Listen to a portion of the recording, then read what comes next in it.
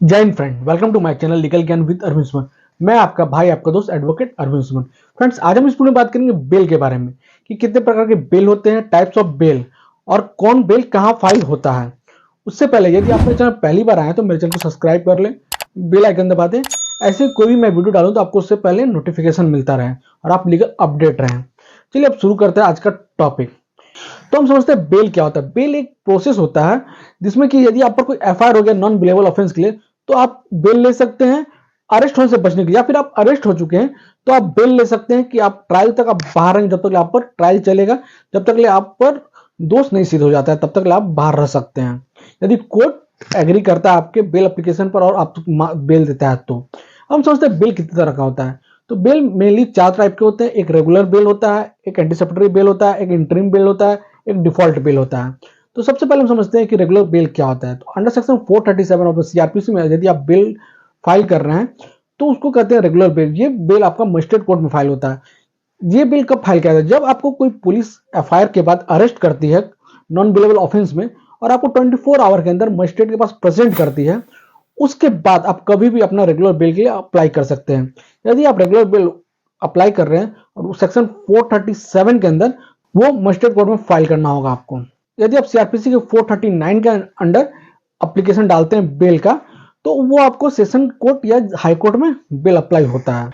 Regular bell में आपको court को संतुष्ट करना पड़ता है कि सर हम ट्रायल में सहयोग करेंगे, जो जो डेट में मुझे आने के लिए बोला जाएगा मैं आऊंगा, मैं कोर्ट से भागूंगा नहीं, या फिर मैं कोई भी एविडेंस को या कोई विक्टिम को कोई भी तरह से डराऊंगा धमकाऊंगा नहीं, या फिर मैं कोई गवाह को भी नहीं धमकाऊंगा, या फिर कोई अपना बीमारी का आप देखे आप बोल सकते हैं कि मुझे अरेस्ट करें तो मुझे प्रॉब्लम है एज या बीमारी का ग्राउंड पर भी आप ले सकते हैं बेल। कोर्ट यदि संतुष्ट हो जाए तो आपको बेल ग्रांट कर देता है। अब हम बात करते हैं सेकंड अपना बेल का, anticipatory bail. Anticipatory bail section 438 में सीआरपीसी के फाइल होता है। इसमें आप अरेस्ट होने से पहले फाइल करते हैं। यदि आपको डर लग रहा है कि आपको अरेस्ट किया जा सकता है तो आप ये एंटीसिपेटरी बेल फाइल करते हैं। सीआरपीसी में कहीं भी नहीं दिया हुआ कि एंटीसिपेटरी बेल आप एफआईआर होने के बाद फाइल करेंगे, एफआईआर होने से पहले फाइल करेंगे। मगर यदि आप पर एफआईआर नहीं हुआ है और आप एंटीसिपेटरी बेल फाइल करते हैं तो कोर्ट आपका एप्लीकेशन को रिजेक्ट कर देता है, क्योंकि आप खाली डर रहे हैं कि आप पर अरेस्ट हो सकते हैं, तो ये ग्राउंड नहीं लिया जाता है। तो एंटीसिपेटरी बेल हमेशा एफआईआर होने के बाद ही फाइल किया जाता है, अरेस्ट होने से पहले। यदि आपको डर है कि आप अरेस्ट हो सकते हैं तो एंटीसिपेटरी बेल फाइलिंग करने के लिए भी आपको सेम रेगुलर बेल जैसा आपको कोर्ट को संतुष्ट करना पड़ेगा, रिक्वेस्ट करना पड़ेगा कि सर मैं कोई भी एविडेंस को नहीं टेम्पर करूंगा, कोई विक्टिम को या जो गवाह होगा उसको भी मैं कोई डराऊंगा धमकाऊंगा नहीं, मैं भागूंगा भी नहीं। और यदि आपका कोई हेल्थ इशू हो तो उसके भी बिहाफ में आप एप्लीकेशन फाइल कर सकते हैं। यदि एंटीसिपेटरी बेल में कभी कभी आपको यह भी कोर्ट को बताना पड़ता है कि मेरा इस क्राइम से कोई लेना देना नहीं है, मैं ये क्राइम में कोई इन्वॉल्व नहीं था मेरा। यदि कोर्ट को संतुष्टि हो जाता है और लगता है कि प्राइमा फेसिया कि नहीं आपका कोई इन्वॉल्व नहीं थे डायरेक्टली या इनडायरेक्टली, तो आपको कोर्ट संतुष्ट होता है तो आपको एंटीसिपेटरी बेल दे देता है। अब हम बात करते हैं अपनी थर्ड बेल, डिफॉल्ट बेल का। डिफॉल्ट बेल क्या होता है?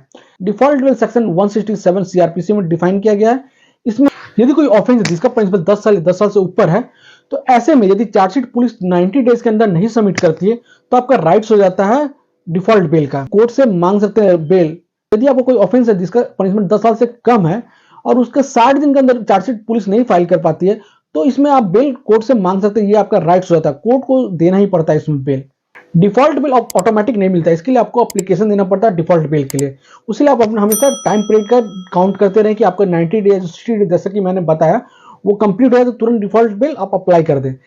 यदि आपने लेट का डिफॉल्ट बिल फाइल करने और आपका चार्जशीट सबमिट हो गया तो उसके बाद आपको डिफॉल्ट बिल नहीं मिलता है। इंटरिम बिल हमारे कहीं भी सीआरपीसी में डिफाइन नहीं किया गया है, मगर यदि आप कोई बेल फाइल करते हैं, जैसे एंटीसिपेटरी बेल फाइल करते हैं और कोर्ट को लगता है कि और भी इसमें कुछ सपोर्टिंग डॉक्यूमेंट का जरूरत है, तो आपसे एक बोला जाता है कि आप डॉक्यूमेंट लेके आओ। तो उसमें आपको कुछ टाइम पीरियड के लिए आपको राहत दिया जाता है अरेस्ट से, उसको इंटरिम बेल कहते हैं। जैसे बेल दे देता है जिसमें कहता है कि 10 दिन 5 दिन या 2 वीक के लिए आपको अरेस्ट से हम रोक रहे हैं, आप ये सपोर्टिंग एविडेंस लगाओ, सपोर्टिंग डॉक्यूमेंट दो। यदि मुझे लगेगा कि आपको बेल देना चाहिए तो हम एंटीसिपेटरी बेल देंगे। डॉक्यूमेंट लाने के लिए आपको या कुछ सपोर्टिंग एविडेंस लाने के लिए आपको ये कुछ टाइम पीरियड के लिए बेल जाता है, उसको कहते हैं इंटरिम बेल।